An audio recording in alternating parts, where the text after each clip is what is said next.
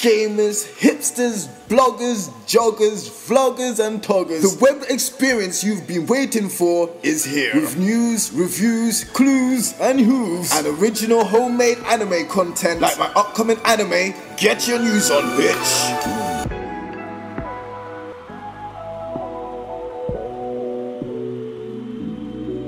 Like, Sony really needs to fucking get this shit together. They can't secure people's information better than this. They do not. They don't need to ask you for your credit card information. Make PSN back free. Don't sell shit in the stores until you can fully secure this shit. This is fucked up. Seeing the cake face.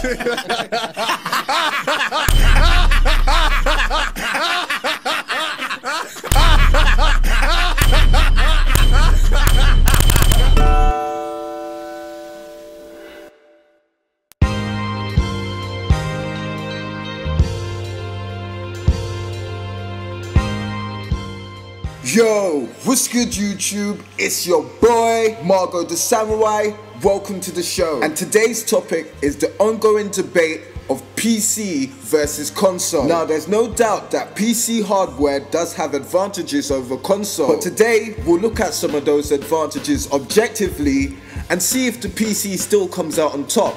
Stay tuned.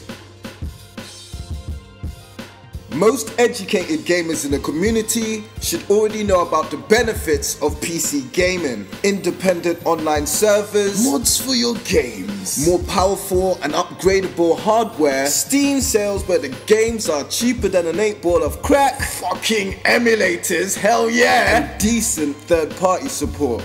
We'll get back to that later. But let's look at these positive factors objectively. Now, PCs come in different forms and configurations. Different CPU speeds, hard drives, graphics cards, you get the point. And for that reason, we don't see a lot of developers really pushing the potential of PC hardware because the developers don't know who's got what. So what if you've got a Titan? Developers are always going to program to the lowest common denominator just to be safe and make sure their game is playable, whilst consoles actually get their hardware fully worked to fully display their true potential. Both the Xbox One and PlayStation 4 could output games at 1080p, 60 frames per second easily if the graphics were lackluster enough. But because of unified hardware, the developers can push the console to its limits and we can get games that look like The Order and Rise, etc. Now, I'm not saying there's no graphically stunning games on the PC. It's just that with different setups, with different specs,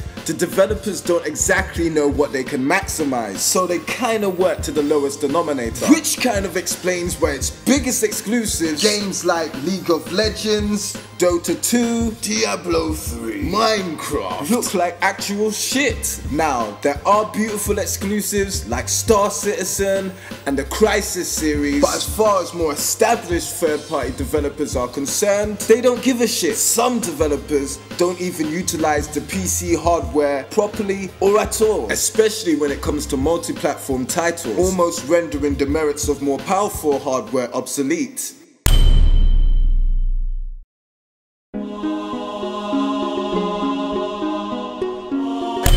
Seeing the cake face.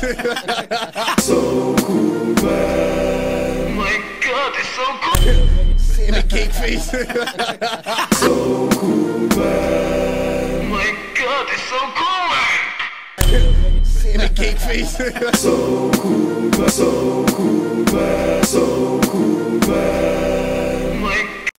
Sure, not all PC gamers fit that stereotype, but then again, people like Black Prion, Boogie2900 and Review Tech USA beg to differ, whilst the console audience is perceived as pretty much normal people who like to have fun. And it shows in the marketing. Sony stick to their usual habit of typecasting hipster models, wearing too much gel as a better looking version of you. They also take the time to be diverse and advertise to women directly and rarely with femme-themed products, which is refreshing. Take that, Anita Sarkeesian. Whilst Microsoft rely on celebrity recognition and other tabloid forms of marketing.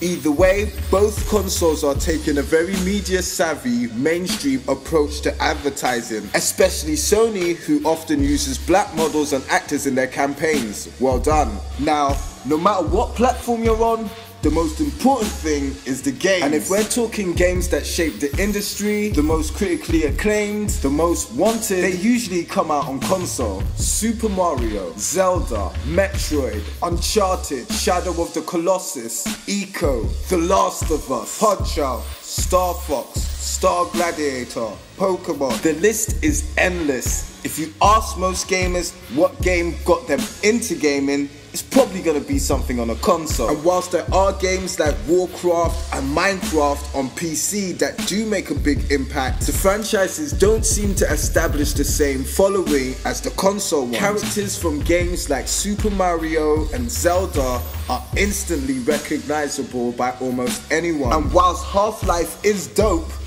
how many people know the name of the main protagonist? Why are most industry gaming sites dedicated to console game coverage? These are questions that most PC gamers should ask themselves.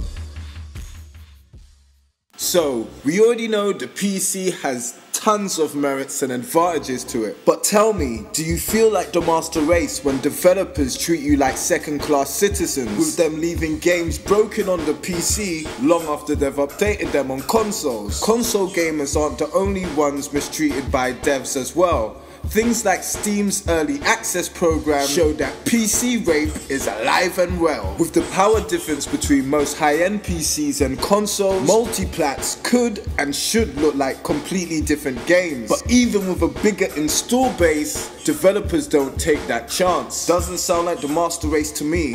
Part 2 coming soon. Sayonara. Let me go. Let me go.